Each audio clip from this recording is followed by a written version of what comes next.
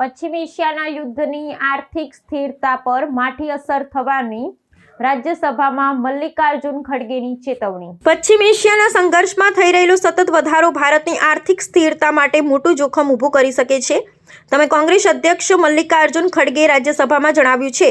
તેમણે ભારપૂર્વક રજૂઆત કરી હતી કે આ પ્રદેશમાં વધતી અસ્થિરતાને કારણે ત્યાં કાર્યરત લાખો ભારતીય નાગરિકોની સુરક્ષા અને તેમની આજીવિકા જોખમમાં મુકાઈ રહી છે।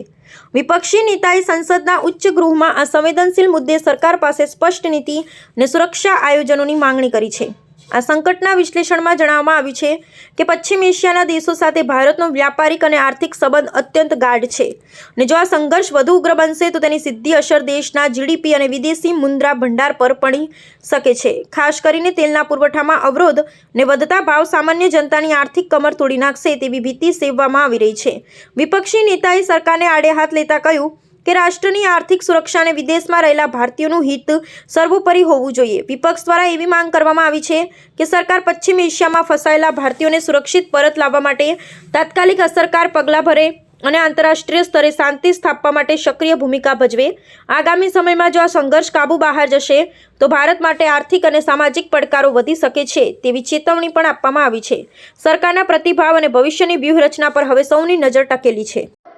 कॉन्फ्लिक्ट बढ़ने का सीधा असर हमारे देश में इकोनॉमिक स्टेबिलिटी पर भी पड़ेगा। उस क्षेत्र में करीब 1 करोड़ भारतीय काम करते हैं, जिनकी सुरक्षा और लाइवलीहुड वहां की स्थिरता पर निर्भर करता है। हाल ही की घटना में कुछ भारतीय नागरिक मारे गए हैं या लापता है। अरे एक मिनट खाड़ी देशों से भारत साल लगभग 51 बिलियन $US की रेमिटेंस होती है, जो लाखों भारतीय परिवार के जीवन का आधार है। वहाँ की घटनाओं का असर भारत पर भी दिखाई देने लगा है। सर, कुकिंग गैस सिलेंडर के दाम में लगभग 7 रुपए की वृद्धि हुई है।